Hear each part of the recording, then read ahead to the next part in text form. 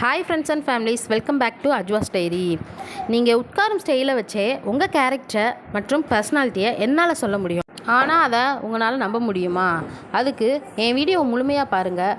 கண்டிப்பாக நான் சொல்கிற இன்ட்ரெஸ்டான ஸ்டோரி யார் வாழ்க்கையிலலாம் ஒத்துப்போச்சு, நீங்கள் இந்த மாதிரி ஸ்டைலில் தான் உட்காரனால உங்களுக்கு இந்த மாதிரிலாம் திறமைகள் மற்றும் குணநலங்கள் இருக்கான்னு கண்டிப்பாக கமெண்டில் சொல்லுங்கள். வாங்க வீடியோக்குள்ளே போகலாம். அதுக்கு முன்னாடி சின்னதாக ஒரு சப்ஸ்கிரைப் பண்ண மறந்துடாதீங்க. நீங்கள் ஒரு விஷயத்தை மற்றவங்கள்ட்ட சொல்லும்போது எதை வச்சு உங்களை கம்யூனிகேட் பண்ணுறாங்க, என்ன பார்வையில் உங்களை பார்க்குறாங்கன்னா, ஃபஸ்ட்டு 7% நீங்கள் என்ன வார்த்தை சொல்கிறீங்களோ அதை வச்சு தான் உங்களை ஐடென்டிஃபை பண்ணுறாங்க. அடுத்து 10% நீங்கள் எந்த டோனில் சொல்கிறீங்க, அதாவது ஹாப்பியாக சொல்கிறீங்களா அல்லது கோவமாக சொல்கிறீங்களா அல்லது சோகமாக சொல்கிறீங்களா, அதை வச்சு நிரூபிக்கிறாங்க. அப்புறம் 55% உங்கள் பாடி லாங்குவேஜ் வச்சு தான் உங்களை தீர்மானம் செய்கிறாங்க. உங்கள் பாடி லாங்குவேஜ் வச்சே நீங்கள் எப்படிப்பட்டவர், உங்கள் மனநிலை எப்படி இருக்குன்னு ஈஸியாக தீர்மானம் செஞ்சிடலாம். எக்ஸாம்பிளுக்கு, ஒரு இடத்துல 2 பேர் உட்காந்துருக்காங்கன்னா, ஒரு ஆள் கால் மேலே கால் போட்டு உட்காந்துருக்காரு, ஒரு ஆள் தன்மையாக உட்காந்துருக்காரு. அதில் அவர் பிஸ்னஸ் மேனு, இவர் புவர்னு எல்லாரும் கண் பார்வைக்கும் ஈஸியாக ஐடென்டிஃபை பண்ண முடியும்.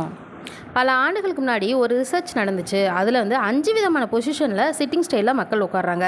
அதில் பொசிஷன் நம்பர் 1ல் எத்தனை பேர் உட்காராங்களோ எல்லார் கேரக்டருமே ஒரே மாதிரி இருந்துச்சு. அதே மாதிரி தான் அடுத்தடுத்த பொசிஷனில் உள்ளவங்க கேரக்டரும் ஒரே மாதிரி பிஹேவியரும் இருந்துச்சு. நான் இப்போ சொல்ல போகிற 5 விதமான பொசிஷனை வச்சு உங்களையே நீங்கள் தெரிஞ்சுக்கலாம். நீங்கள் யாரை பற்றி தெரிஞ்சுக்கணும்னு நினைக்கிறோம் அவங்கள பற்றியும் சர்ச் பண்ணிக்கலாம். பொசிஷன் நம்பர் 1, கால் மேல் கால் போட்டு உட்காருதல். அதாவது இவங்க பிஸ்னஸ் மேன் அல்லது செலிப்ரிட்டி ஆகட்டும், நமக்கு தெரிஞ்சவங்க ஆகட்டும், மோஸ்ட்லி கால் மேலே கால் போட்டு தாங்க உட்காருவாங்க. ஆனால் நம்ம எல்லா பார்வைக்கும் நம்ம என்ன நினைப்போம், இவன் ரொம்ப திமிர் பிடிச்சவன் போல், இவன் ரொம்ப திமிர் பிடிச்சவன் போல தான் அப்படின்னு நினைப்போம். ஆனால் உண்மை அது கிடையாதுங்க.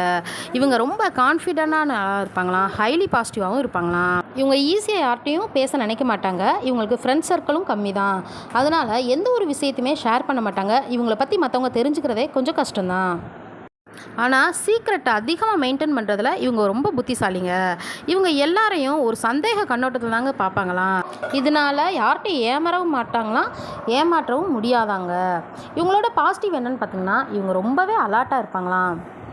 இந்த மாதிரி ஆட்கள் டைமிங்கில் கரெக்டாக இருப்பாங்களாம். வெட்டியாக யாருக்காண்டி வெயிட் பண்ண மாட்டாங்களாம். டைம் தவறுனா அவங்க என்ன சொல்ல வராங்கன்னு கூட அக்செப்ட் பண்ண மாட்டாங்களாம்.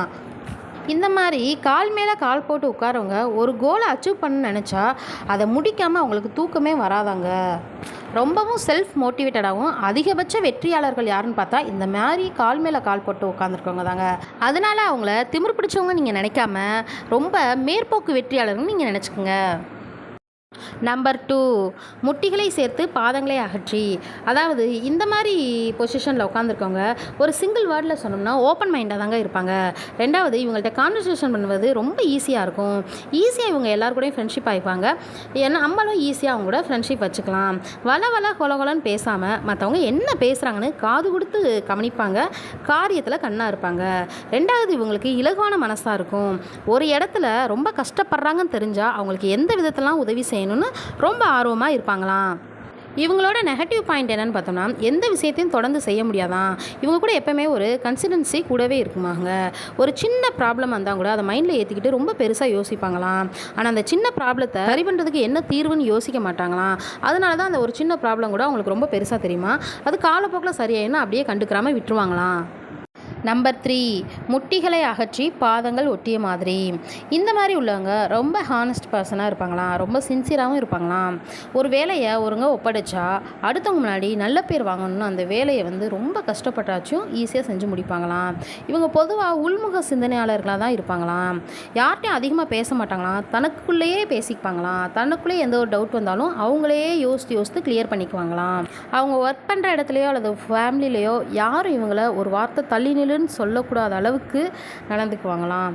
அதிகமாக யோசிப்பாங்களாம். இவங்கள்ட்ட அதிகமாக யோசிக்கிற தன்மை இருக்கிறனால ஒரு ஆள்கிட்ட பேசுகிறதுக்கு முன்னாடியே இவங்கள்ட்ட எந்த மாதிரிலாம் பேசலாம், இவங்க மனசு நோகாத அளவுக்கு பேசணும் அப்படின்னு யோசிப்பாங்களாம். நம்பர் 4, முட்டிகளை ஒட்டி பாதங்களை ஒட்டி. இவங்க ரொம்ப லக்கி மேனாங்க. மிஸ்டர் பர்ஃபெக்டாகவும் இவங்க தான் இருப்பாங்களாம். படிப்புலையும் ஒர்க்லையும் சரி ரொம்ப கரெக்டாக இருக்கும்னு நினைப்பாங்களாம். ஸ்மார்ட்டாக யோசிப்பாங்களாம்.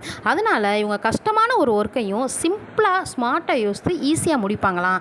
ஏன்னா இவங்கள்ட்ட தான் ஸ்மார்ட்டான தன்மை இருக்குல்ல. ரெண்டாவது, இவங்க யார்கிட்டயாச்சும் ப்ராமிஸ் பண்ணால் மழையே கடந்தாலும் அதை கண்டிப்பாக காப்பாற்றணும்னு நினைப்பாங்க.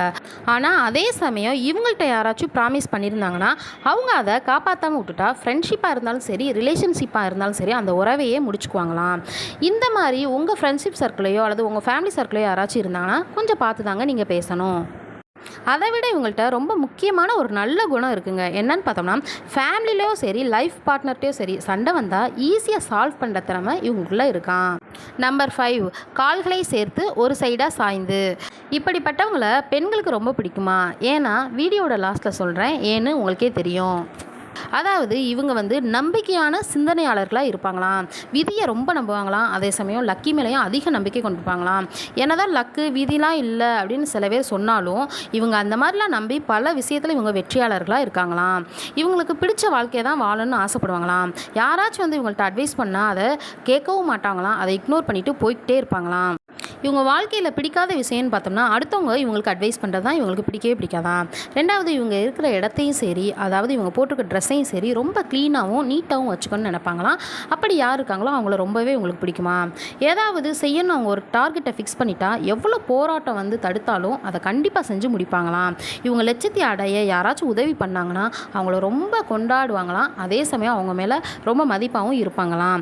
லைஃப் பார்ட்னரை ரொம்ப சந்தோஷமாக வச்சுப்பாங்களாம். நான் வீடியோட ஸ்டார்டிங்கில் சொன்ன மாதிரி இந்த மாதிரி அவங்க துணையை ரொம்ப ரொம்ப ரொம்ப சந்தோஷமாகவும் யாருக்காண்டியும் விட்டு கொடுக்க மாட்டாங்களாம். அதனால் பெண்களுக்கு இவங்களை ரொம்ப பிடிக்கும் தானங்க.